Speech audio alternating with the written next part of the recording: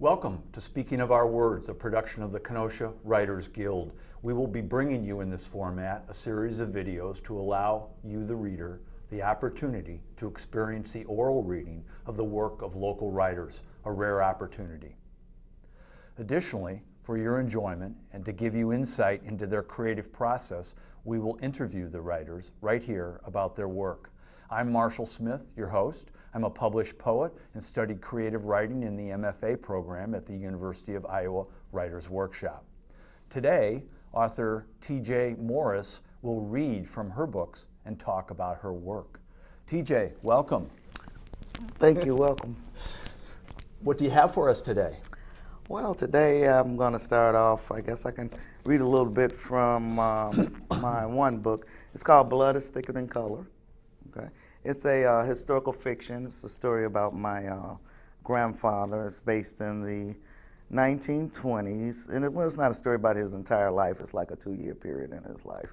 But I'm just going to read the author's note. I'll start with that, and then I'll read a little bit of one of the chapters. Please do. All right.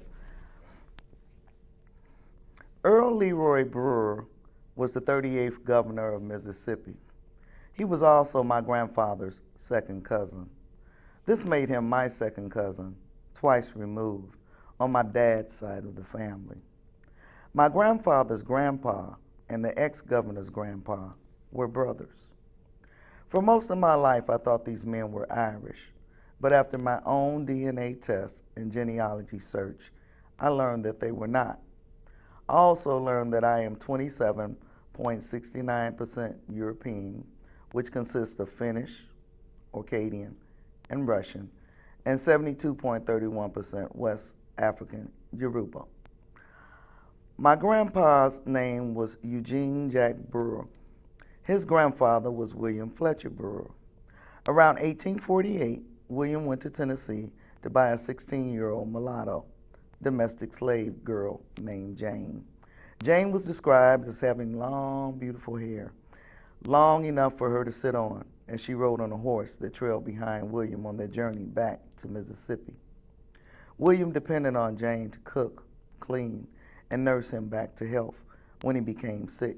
During that time, he would cry out, "It's all hell in my throat." As it turned out, she wasn't just a domestic servant and nurse. Jane was also his mistress, with whom he fathered 5 children. Jane and their children lived in a home on William's land. My great-grandpa, John Allen Brewer, was one of these children, and Eugene Jack Brewer's father. After William died in 1874, the authorities came to the house and forced Jane to open the strong box, where people usually house their important papers and valuables, such as bonds, gold, deed to land, and promissory notes, etc., for safekeeping.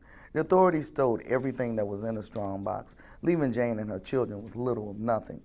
Shortly after, Jane married a Negro man named Mr. Cox. Governor Brewer was born in 1868, and my great-grandfather was born 4 years earlier. My grandfather was born in 1905, all in Carroll County, Mississippi.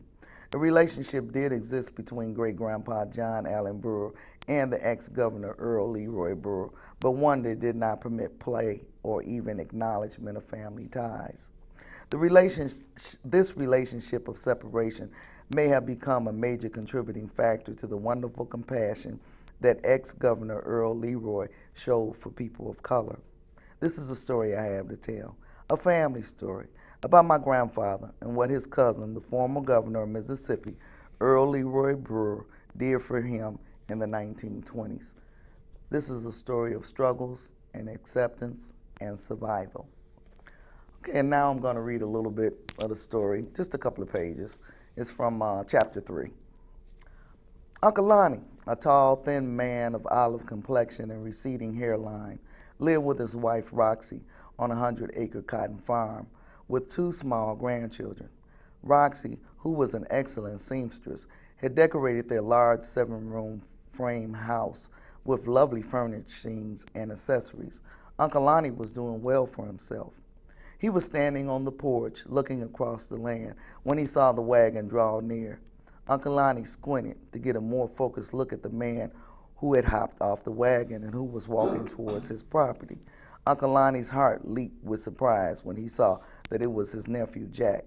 He grabbed his nephew's hand, pulled him closer into a strong embrace, and asked him, "What you doing here? Come on in here and tell me what you doing here." "Uncle Lonnie, I'm in trouble. I had a shootout with the sheriff. I shot him in his left arm. The woman got shot in the crossfire. I think she dead. That sheriff gonna string me up if he get a chance. I had to get out of Mississippi. I thought to ask you if I could stay here with you and Roxy for a spell, just until I can figure out my next steps." Uncle Lonnie dropped his head and shook it from side to side. "Boy, you done went and got yourself in a fine mess. But you my brother's son, you family. You can buck down in the room next to Roxy, where Roxy do her stitching." Uncle Lonnie knew that the sheriff would search miles for Jack. He would search the entire South if he had to. While continuing to keep a low profile, Jack spent the next days at his uncle's place and helped around the farm. Uncle Lonnie had several farm hands who had worked for him for many years. They had watched Jack grow up and knew about taking care of family. They tended to their own business. As a result, Jack did not worry about them turning him in. Uncle Lonnie provided the sound advice to guide his nephew in the best direction for his life. Jack knew that he couldn't stay anywhere in the South for too much longer. Uncle Lonnie suggested, when you get up north, use another name. You need to hide your identity. You could read and write. You'll be able to pass for one of them once you get out of the South. And always keep something on your noodle. There'll be plenty of work in the factories and the steel mills up north. Go live with the white folks. You be harder to find. Go to Chicago with Paul and Mary. I'll get the word to your missus. I'll let everybody know that you's here. I'll get Paul's whereabouts. You's make sure you get it from me before you get a wiggle on. Very nice. Very nice. I love all the color in that. It must be, TJ, quite rewarding to write about your family. It is. It is. It's. I'm into genealogy a lot, so that's kind of how this book ended up evolving. I was really starting to do some research on my family, and as I was doing the research, then eventually I was like, well, you should tell this story. So it just kind of snowballed from there. Then next thing I knew, I was telling this story and doing the book and publishing the book, and so it's been a lot. Yeah. Good, good. So I was wondering if you could tell us, in your view, what is historical fiction? How would you talk about what that is? Well, this is a historical fiction. Basically it's a true story, okay, but it has some fiction mixed in with it. And it is based, well, it doesn't always have to be based in a certain time or era, but it's basically a true story that has some fiction mixed in with it. So fortunately for me, most of the book is true, even though the fiction that I mixed in, let's just say, the fiction that I mixed in, I was able to pull true things from that too. Like I talk about other things. I talk about Alberta Hunter, and I talk about Oscar Micheaux, and so I'm able to give you facts about Alberta Hunter. I'm able to give you facts about Oscar Micheaux. I'm able to give you facts about White City Amusement Park. So these were, real people, real places, things of that nature. And even though I didn't get a chance to interview my grandfather about what he did in that 2-year period of time that he was on the run, I had to fill that in from point A to point B. I knew the points. I knew A, B, C, D, what was what, so I was able to fill that in with fiction, but yet still true places. Yeah. I imagine the dialogue becomes part of the fiction because you can't Yes. know exactly what Right. they said, but Right. you can imagine Right. circumstances and what they might say one to the other. Correct. Correct. So is your sourcing for this historical fiction sort of a family, is this oral, or is this written down somewhere? How do you source this? Well, it's a combination, I guess. I talk about it in the preface, that's in here at the beginning. When I was a child, actually, my father was dictating this story to me, but I didn't realize it actually until much later on, or when after I had started to do this story, because my father didn't read well. Okay, he didn't write well, and I just knew I had this information. I was like, "Well, Dad left this information," and my sister was like, "Well, how did he leave it?" She was like, "He didn't read well. He didn't write well." And then I was able to recall that I had actually written it. My dad was giving me dictation. He was making me practice my spelling and my handwriting at the kitchen table. And so I had these papers, and that was kind of the start of it. And then I was able to fill it in with talking to other family members, and then the research that I was able to do on Ancestry and stuff like that, because I had to find out, did these people really exist? Were they real people? Was Jane a real person? He had told me about Jane. Okay, well, let me find Jane. So finally, I was able to find Jane. I was able to find my grandfather, and found the governor, and ended up taking a trip to Mississippi. And that was a very interesting trip also. Yeah. You went to Mississippi, is that what you're I saying? went to Mississippi at the time that I was writing this book to do some research, and I went to the Mississippi Archives. I went to the courthouse. Where else did I go? It's been a while since I went. I went to the library, just different sources around Mississippi, trying to find out whatever information I could find. And the most interesting place, I guess, that I went was when I went to Clarksdale in Mississippi. Now, I went to Clarksdale because at the time, I was still trying to find out what the governor's relationship was to my family. All I knew is that he was supposed to be kin to us. Dad, that's all Dad knew. Dad knew he was kinfolk. Okay, well, I needed to know how he was kinfolk. So here I am, I'm looking, I'm researching this man.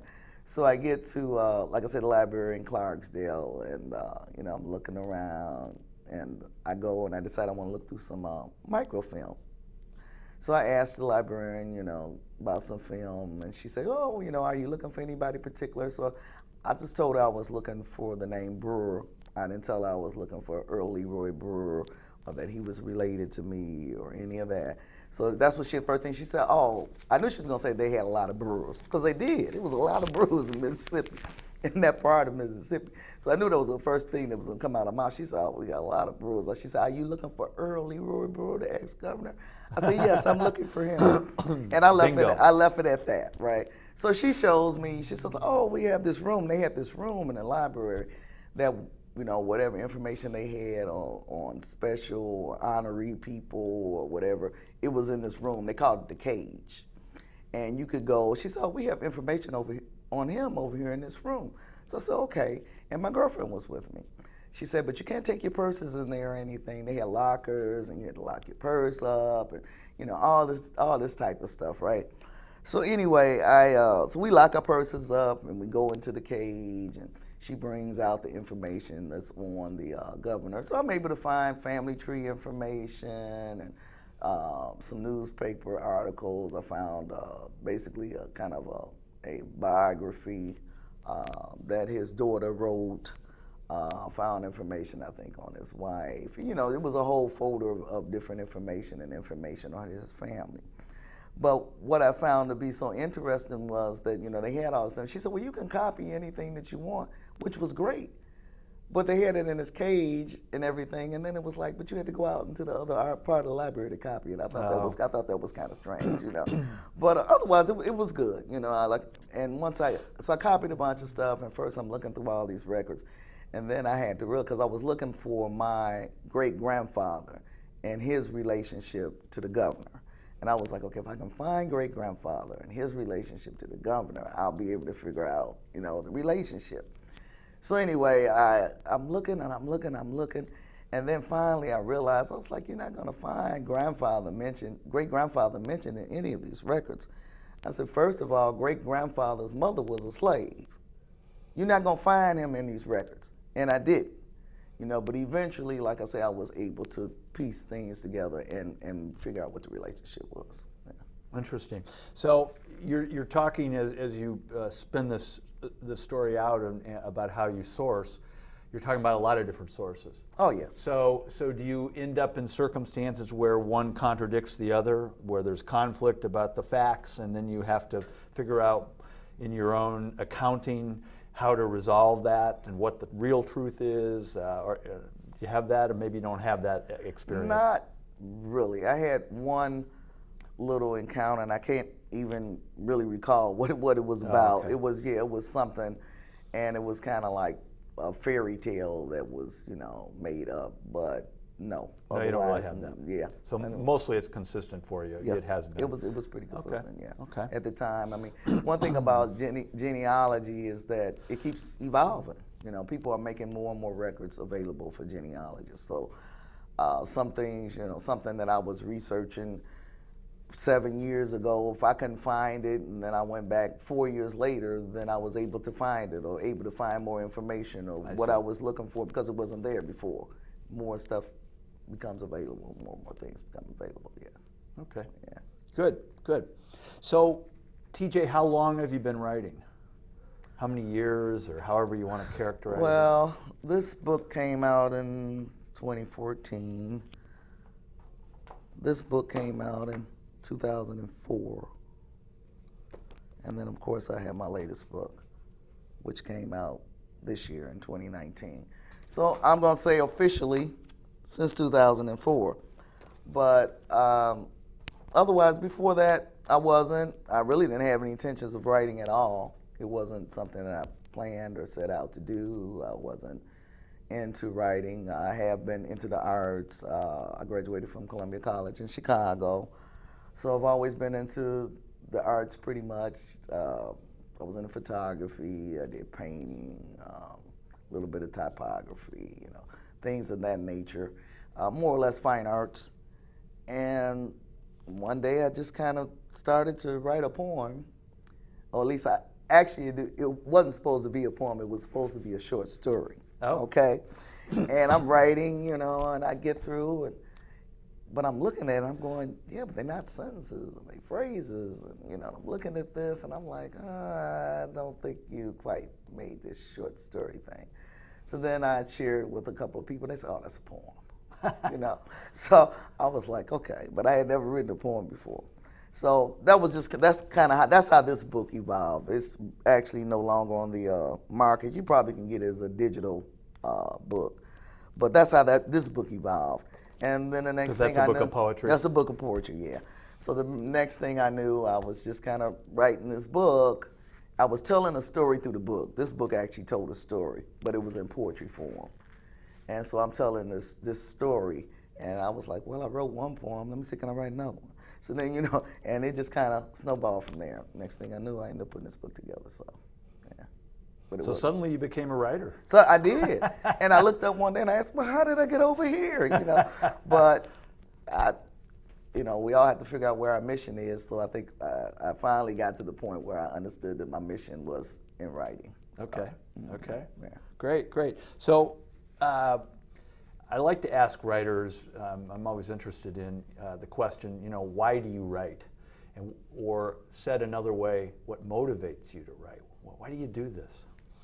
I think it gives me a voice for one reason. That's one reason why I write. It gives me a voice. I can express my thoughts, feelings, as some way how I might be feeling about certain issues, certain things. And I can take that and put it on paper and let somebody else read it. And they can relate to it, however they relate to it, and either it's a reflection of thoughts that they've had or feelings that they've had. And those are the types of things that I write about. I write about frustration. I write about crying. My poems have those types of names because I like to write about things that people relate to. Yeah. Okay. So when you start a piece of writing, do you have it wholly imagined from beginning to end, or are you kind of exploring and discovering as you go? And maybe that depends on whether it's a poem or the historical fiction. Maybe those are different, the way you think about them. You're saying as far as my writing style? Is that what you're asking? Well, so, like some writers there are some writers that actually will outline their work. Maybe on the computer these days, but however that goes, you write it out how it's going to go. Start here, and here's the middle, and this depends too, of course, on historical fiction might be a bit different. But I'm just wondering if you see the whole breadth of it from beginning to end, or you're just kind of moving through it and you explore as you go, discover. I'm moving through it. I'm exploring as I go. This particular historical fiction, now this, like I said, I was telling a particular section or chapter in my grandfather's life. So yes, I was kind of going from point A to point B to point C and trying to string those parts together, that type of thing. But I'm also doing a sequel to this. And the sequel I'm writing totally out of sequence. Okay, so it's kind of like whatever chapter is kind of floating around in my head, I'll say, okay, because I'm writing it based on the epilogue from this. So I'm writing it totally different from how I wrote this, even though, yes, I know where I'm going with it. You know, I know when it's going to end, what year it's going to end in. It's a bigger, I'm covering a bigger time span within it, where it's going from like the 1930s to the 1960s, and then this is just based in a couple of years in the 1920s. So yeah, it's a bigger span period of time. So yeah, but no, I don't have a direct writing style. Yeah. Well, no, there are many ways to do these things. So that's just, that was just of interest to me.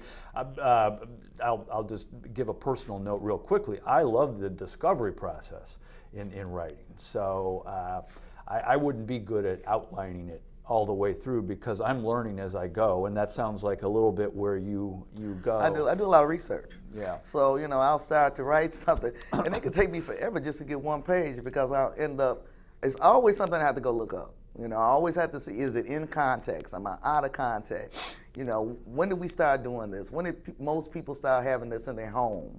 You know, that type. So I'm always looking up something, you know, whether it's, you know, a telephone, you know, boxes like we used to have on the corner. Okay, well, when we start putting telephone boxes on the corner, you know, I'm always researching something. I always have to see, you know, if I'm in the right context. Right. Yeah. Great. So, well, would you read something more for us? Oh, sure. Love to. I'm going to read from my newest book. Oops. And it's titled Poetry with a Passion. It's a poetry book. So I'm going to change the rhythm a little bit here. Okay. From historical fiction to my poetry book. I'm just going to read a couple of poems. The first one I'll read is called It's All a Juggling Act. It's all a juggling act. Yes, it is. Life is just that. We go through life juggling things around, juggling that job, juggling those bills, dealing with those children, dealing with that spouse. It's all a juggling act. Just trying to hold it all together. We try not to drop any of these balls. We never know how many balls we will have to juggle in one act. Some of these balls we juggle all the time. Some of them come and go, juggling them for only a short while, like the death of a loved one, those visits to the doctor's office, that special project which you are working on. It's all a juggling act. Those trips to visit those relatives, those family reunions, those holidays that come and go. It's all a juggling act. We do our best trying not to drop any of these balls, but sometimes we do. Some of these balls need to be dropped just so we can have some peace of mind or feel like you're progressing in life. Sometimes we try to carry too many balls, not getting anything done. We pick up some of these balls going back and forth to the floor. We kick some of them to the side to ignore. Just do your best. It's all a juggling act. Okay, and the second piece I'm going to read is titled, I Know When I'm Suffering. I know I'm suffering when my thoughts are all scrambled and my mind doesn't know which way to go or what to think. I can hardly move, or should I say not much is moving in my life, so I think. I can't see my life moving, so I know I'm suffering. I'm suffering when I'm having those bad thoughts, those negative thoughts. I'm feeling sad. I'm overwhelmed by just everyday life. Not to say that much has changed. There's been no big change since last week. But today I'm suffering. I'm suffering because my life condition is low and I have chosen to just go with the flow. I'm trying to pick myself up, but it's hard because I'm feeling out of touch. I'm mad at the present me and wishing this me would go away. Wishing there was a new me that could start over. This is the me that wants to be in fantasy land. This is the me that don't want any problems. The me that wants the good life. So I think I got a good life, but it's hard for me to perceive. My life has a lot of joy, but I'm suffering right now. I'm suffering for no real reason except for this is what I chose to do today. I chose to feel this way. We make many choices in life. I hate when I choose to play this card. When I'm suffering, nothing gets done. I just sit around and feel sorry for myself. You know, the why me. Why is this happening to me? Why do I have to do this, that, and the other? Why is this my responsibility? Why am I putting myself through this? And the why me list goes on and on and on. I know I'm suffering when I don't like my environment and I can't perceive that my environment is me. Sometimes I need to change me so my environment will change. Sometimes I need to change the way I'm thinking and my perception changes. I'm going to stop right there. Very nice. Very nice. Thank you. So we're running a little short on time, but let me ask you a couple of quickies on that. Are there certain writers you read that have influenced your work? Yes, there are. I would say Carolyn Brown, Michael Dennis, Jodi Picoult. I read a lot. I listen to a lot of audiobooks too. So those things have influenced my writing also.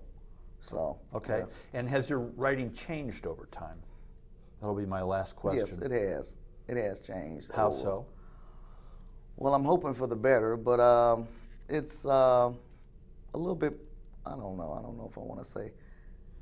I don't want to say it's not as compassionate, but I'm hoping that I can better relate to people. I'm learning more about character building, you know, from reading other people. Because some people like Carolyn Brown, she does great character building. I just love it. Right now, I've kind of gotten off into Scott Pratt, so he does nice character building too. So I'm learning to take that type of thing and put it more into my work too, and what I do. Well, I've really enjoyed the interview, and I wish we had more time to talk a bit further, and maybe at another time. But, I do too. I want to thank you graciously for sharing your work with us today. Oh, thank you for allowing me to share. Where might my we work. find your books? Oh, you can find my books on Amazon, Barnes and Nobles. There you can, or you can go to my website, which is tjmorris.info, and it will link you to where you can buy the books there also. Great. Again, this is Speaking of Our Words, and it is a production of the Kenosha Writers Guild. Excuse me. You are welcome to attend our open meetings on the third Thursday of every month at 6:30 p.m. at Carthage College in Strauss Hall, room 196. The meetings are free and open to anyone interested in writing. Please visit our website, KenoshaWritersGuild.com, for information about workshops and other events. If you're on Facebook, like our page to get notification of upcoming events. Until the next video, I'm Marshall Smith. Goodbye.